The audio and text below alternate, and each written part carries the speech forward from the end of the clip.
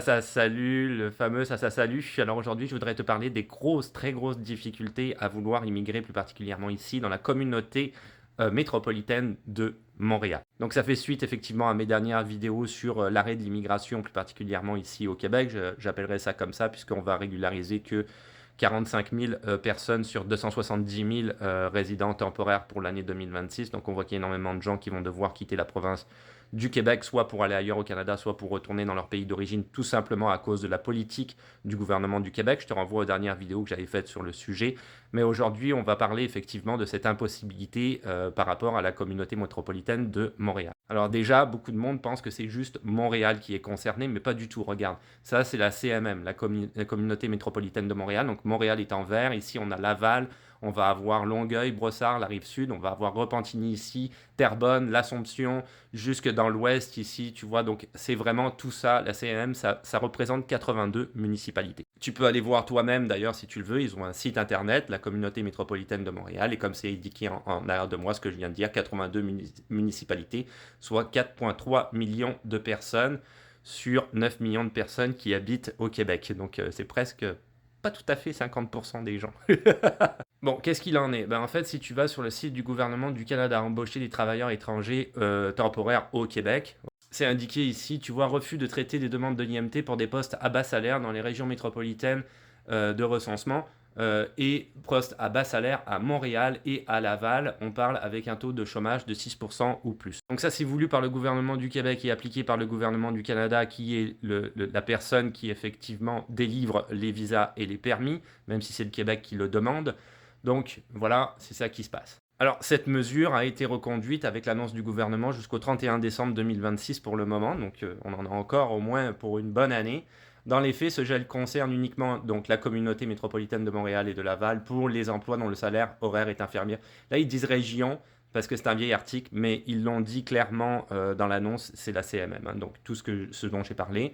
Des exceptions sont en outre prévues pour certains secteurs d'activité, donc l'agriculture, l'agriculture, on s'entend qu'à Montréal, il n'y en a pas tant que ça. La construction, la transformation alimentaire, l'éducation, la santé, les services sociaux. Le plus important ici, c'est construction, éducation, santé, qui en bénéficient beaucoup. Donc là, tu vois, il y a une exemption et tu peux travailler dans ces domaines-là en tant que travailleur étranger temporaire. Alors, dans les faits, qu'est-ce qui se passe? Parce que moi, je le vois, si tu veux, je te dirais en live quasiment via mes réseaux sociaux, et je pense que d'autres personnes qui ont des réseaux sociaux qui traitent du même sujet que moi pourront le dire. Plusieurs personnes ont témoigné qu'ils ont dû repartir dans leur pays d'origine parce qu'ils n'avaient pas la possibilité d'obtenir la résidence permanente en travaillant sur la CMM, donc la communauté métropolitaine de Montréal, en permis de travail temporaire. On a vu également plusieurs cas dans les journaux, il y a eu plusieurs articles, les journalistes ont même essayé d'aider certaines personnes qui voulaient obtenir la résidence permanente et ça n'a jamais abouti. Donc à côté de ça, affirmant si tu veux que le taux de chômage étant trop élevé dû à l'immigration, je pense que c'est pas nécessairement vrai parce que à Montréal, il y a plusieurs choses. D'abord, tu as les commerces, beaucoup de commerces ont dû fermer, ils ont dû mettre leurs employés effectivement à la porte à cause de l'avènement du commerce en ligne. De très très grosses entreprises siègent à Montréal dans le monde des affaires et effectivement, ça bouge beaucoup à ce niveau-là. Des entreprises touristiques avec la Covid qui ont effectivement bu le bouillon, certains restaurants même. Bon, il y a eu beaucoup de choses, si tu veux, ces derniers temps à Montréal qui se sont passées sans qu'effectivement l'immigration soit nécessairement concernée. Alors pourquoi je dis ça? Tout simplement parce que dans le milieu de l'éducation, par exemple, le milieu de la santé, le milieu de la construction, il y a une très grosse pénurie de main-d'œuvre et là je parle effectivement de la région de Montréal. Dans les différents articles de journaux dont je parlais tout à l'heure, ils avaient repris dans les différentes années, je m'en souviens très bien, une infirmière qui avait dû retourner alors qu'effectivement dans l'hôpital dans lequel elle travaillait, il y avait une pénurie, on manquait de personnel de santé. Une enseignante qui avait dû aussi, française, il n'y a pas si longtemps que ça, qui a dû retourner en France parce qu'elle ne pouvait pas obtenir sa résidence permanente, en dépit du fait que l'école, même le centre de service scolaire, a tout fait pour essayer de la garder, mais ça n'a pas fonctionné. Donc c'est ça, si tu veux, qui se passe à la communauté métropolitaine de Montréal, et c'est pour ça cette vidéo de sensibilisation. Il faut faire très attention, parce que si tu passes au travers des mailles du filet via cette exemption dont je viens de parler, donc dans l'éducation, la santé, la construction par exemple, et que tu arrives à travailler en tant que travailleur temporaire permis fermé, tu n'obtiendras pas la résidence permanente. Le gouvernement du Québec, à partir du moment où il voit région métropolitaine de Montréal, c'est une croix, au revoir, pas de résidence permanente, on ne te donne pas de CSQ, c'est vraiment catastrophique.